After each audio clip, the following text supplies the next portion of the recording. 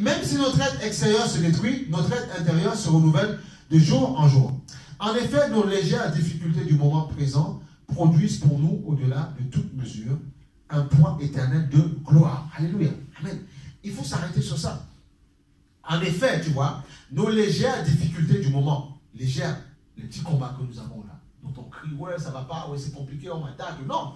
Il dit, en effet, nos légères difficultés du moment présent nous produisent pour nous, au-delà de toute mesure, un point éternel de gloire. Ça veut dire que les épreuves que nous subissons, si nous tenons ferme, elles sont comptabilisées pour nous dans le royaume. Et elles pèsent pour nous, c'est un point éternel de gloire, si nous tenons ferme. Alléluia. Parce que Dieu se souvient de notre résistance. Dieu se souvient de notre détermination. Dieu se souvient que même quand Paul était malade, Paul a eu à un moment donné des problèmes de vue quand il était chez les Galatiens. Et il a prêché quand même l'évangile. Il a dit, vous n'avez pas regardé à mes problèmes, mais vous m'avez accueilli comme un ange de Dieu. Donc ça peut arriver que oui, étant chrétien, oui, tu passes par la maladie, ça peut arriver. Mais tu dois être ferme, digne face à la maladie. Combattre, te battre. Lutter. Ne pas baisser les bras. Ne pas baisser les bras. Ne pas baisser les bras. Ne pas baisser les bras. Ne pas baisser les bras. Tu vois? Et c'est pour ça que dans le verset 18, il peut dire fièrement, ainsi nous regardons non pas à ce qui est visible. Amen. Non pas à ce qui est visible. Nous ne regardons pas à nos combats, à nos problèmes, nos douleurs. Non. On ne regarde pas aux freins que nous avons, on ne regarde pas. Si on passe par le chômage, on ne regarde pas ça. On ne regarde pas au combat que nous positionnent nos collègues. On ne regarde pas à ça. On regarde à quoi? Il dit plus bas, il dit, mais à ce qui est invisible, car les réalités visibles sont passagères et les invisibles sont éternelles. Alléluia. Et parce que nous regardons par la foi à ce que nous ne voyons pas, Dieu nous manifestera sa gloire. Parce qu'il dit que son juge doit croire qu'il existe et qu'il est le rémunérateur de ceux qui le cherchent. C'est un exemple. Je sais que j'ai un projet qui arrive devant moi. Mais il y a tellement de complications dans ma vie. Tu dis, mais financièrement, ça ne va pas, c'est compliqué, comment on va faire? En fait, Dieu te dit, non, tu te poses d'autres questions. Fais ce que tu peux faire et laisse-moi faire ce que j'ai à faire. Parce que souvent, en voulant aider Dieu, on fait plus de bêtises qu'autre chose. Ah ben oui, on se plante. Il y a un moment donné, il faut le regarder faire. Il dit, fais ce que tu peux. Et fais ce que tu peux. Et je ne te demande pas de stresser, de te tuer. Fais ce que tu peux. Et aligne tes pensées sur moi. Parce qu'en faisant le contraire, tu peux déclencher des maladies dans ton corps. Eh oui. Il faut faire très attention. N'oubliez pas que nous sommes reliés. Nous sommes corps, esprit et chair. Non, corps, esprit et âme. 3 personnes. Et ton esprit est lié à ta chair. On a dit le colon d'argent, on en a parlé la dernière fois. Donc, ce que tu émets comme onde, comme pensée, ça peut influencer ton corps physique. Parce que vous êtes reliés. Ce n'est pas comme 3 êtres séparés. Non, ils sont reliés. Il y a des communications. Amen. Ah oui. Je prends une pelouse, par exemple, où il fait, ben, si tu ne l'arroses pas ou une fleur, elle va mourir. Elle est reliée à l'eau, elle a besoin de vivre. Mais toi, tu fermes le robinet. Ben, du coup, elle va mourir. Il faut l'arroser. C'est comme quelqu'un qui te dit enfant de Dieu. Les chrétiens, on a des problèmes avec ça. Il se dit enfant de Dieu, mais il n'a pas envie, l'église, ça ne l'intéresse pas.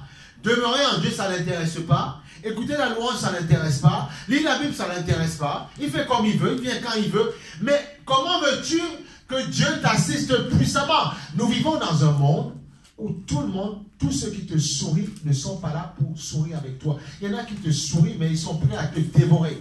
Il faut comprendre ça. La chair est un masque où certains peuvent refléter. Le sourire peut être véritable ou il peut ne pas être véritable aussi. C'est ça.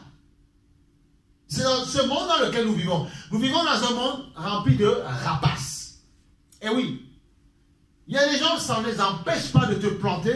D'autres, ça va les empêcher, ils auront mal dans leur conscience. Mais d'autres ont dépassé ce stade-là. Et comme tu ne sais pas qui est qui, voilà pourquoi Dieu nous dit, veillez, parce que votre adversaire, le diable, cherche qui dévorer. Comment il peut utiliser quelqu'un qui ne veille pas, il va passer par lui pour te déstabiliser. Ça peut être un membre de ta famille, ça peut être quelqu'un que tu aimes, ça peut être un collègue, ça peut être n'importe qui. Et oui, voilà pourquoi il faut être, tout le monde dans cette histoire doit être vigilant. Et tu dois dire, Seigneur, je ne veux pas être utilisé contre quelqu'un. jamais.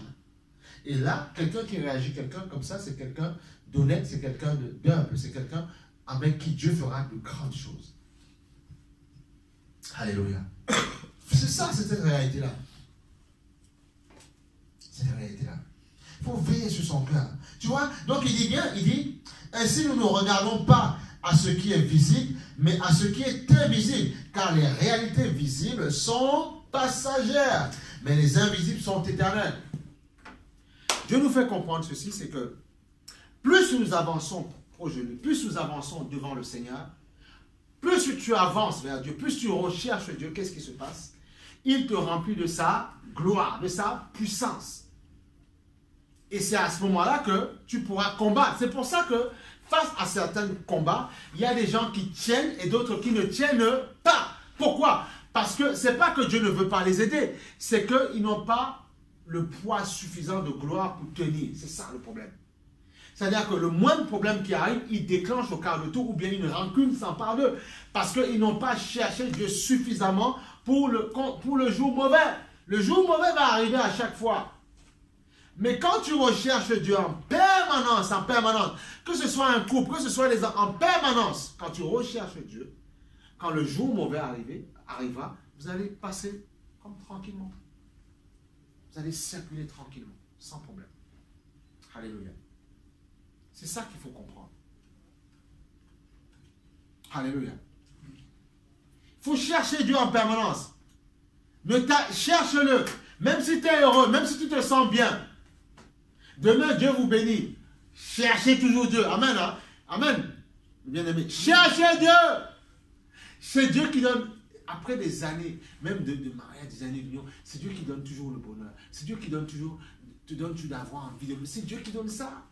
Vous savez, le nombre de personnes, même dans les couples, les gens ne vous disent pas tout. Ou parfois, ils peuvent être ensemble, ils sont déjà secs, il n'y a plus rien. Ils ne dorment même plus ensemble. Il y en a, ils dorment dans le canapé, d'autres au-dessus dans la chambre. Il y en a plein comme ça. Il y en a plein, il ne faut pas croire. Et après, ils se retrouvent, ils rigolent avec vous. Ils font la fête. Mais quand tu rentres, si Dieu te donne une caméra pour regarder chez eux, tu seras surpris. Il y a beaucoup d'apparence dans le monde dans lequel nous vivons. C'est pour ça que les pasteurs sont établis pour dire recherchez Dieu en permanence. Il y a des gens, parfois, ils peuvent se mettre des claques chez eux. Et quand ils ressortent, ça va voisin, tu vas bien. Et après, quand ils rentrent chez eux, c'est la guerre à nouveau, on ne peut pas se toucher. Limite, quand je passe à côté de toi, je prends un coup d'épaule. Un coup de coude, tu vois. Donc, tu vois, c'est ça. Alors que nous, on doit pouvoir s'aimer. Mais pour le faire, il faut s'appuyer sur Dieu. Il n'y a pas le choix. Si tu penses que tu as amour de toi-même, tout le monde a une dose d'amour. Mais cette dose d'amour, si elle n'est pas alimentée, tu ne peux pas tenir. Il faut être trop prétentieux pour penser. Il y a beaucoup qui ont pensé tenir.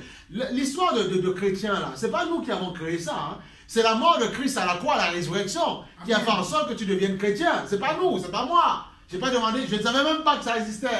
Quand je suis sorti dans le ventre de ma mère, et je suis sorti, je mangeais areux, et je vivais ma vie, je grandissais, j'allais à l'école. Mais c'est Dieu qui m'a introduit dans cette vie. Puisque la Bible dit, ce n'est pas vous qui vous sauvez vous-même. Même le Christ dit, c'est Dieu qui vous amène vers moi. Donc quand je viens dans une église, c'est l'Esprit qui me pousse.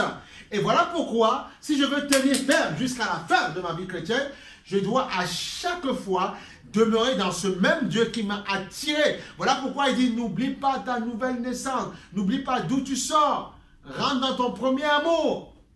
Moi, c'est ça que je veux garder. Quand j'ai reçu Christ, il m'a fait pleurer. Je veux garder ce cœur-là, ce cœur d'enfant. C'est ce cœur d'enfant. Même si l'âge avance, ce cœur, c'est ce que je veux. Je n'ai pas envie que les bénédictions, l'avancée, la prospérité ou toutes ces choses-là me font perdre le nord. Je n'ai pas envie, je ne veux pas. Alléluia. C'est pour ça qu'en permanence, peu importe ce que vous avez, dès le départ, soyez clair avec ça. Dis Seigneur, peu importe ce que tu me donneras, je te servirai. Si tu mets ça dans ta tête, tu ne mets pas de plan B, ça va aller pour toi. Et tu seras tranquille, tu vas filer le parfait amour avec Jésus et tu seras un chrétien qui va être tranquille. Pendant que les autres vont galérer, toi tu seras tranquille, détendu, peinard. C'est le secret. C'est vrai que quand on vient à Christ, parfois c'est la maladie qui peut nous attirer, pour certains, Dieu guérit. Parfois c'est un besoin, un travail, peu importe. Souvent c'est ça. Mais une fois que tu as eu la chose, ne t'arrête pas dessus. Dieu n'a utilisé que ça comme appât pour t'attirer. C'est tout. Parce que Dieu doit le faire. Eh oui, c'est ça. C'est ça. Il doit utiliser un appât. Obligé. Parce qu'il y a trop, dans ce monde-là, il y a tellement de choses qui nous égarent, qui nous perdent, que si Dieu n'utilise pas d'appât, on ne pourra pas venir vers lui. Parce qu'il veut nous sauver. Mais une fois que tu es en lui, oublie cet appât, recherche celui qui t'a attiré. Accroche-toi à lui. Et il te montrera plus que l'appât qu'il t'a donné. La guérison est un appât au départ que Dieu peut te donner, oui. Il y en a qui sont arrivés la première fois, ils n'avaient personne, Dieu leur a donné des femmes et des hommes dans les églises. Dieu peut utiliser cet appât, mais il te dit en tout temps, appuie-toi sur moi. Et c'est lui qui rendra cette femme toujours aussi belle, cet homme toujours aussi beau, et que tu apprécieras toujours jusqu'à la fin de tes jours. Oui. Même si la maladie voudra se pointer à l'horizon, Dieu dira, mais parce que mon fils, ma fille est fidèle, je ne permettrai pas que la maladie menace sa maison. Alléluia. C'est comme ça. Il faut lui être fidèle.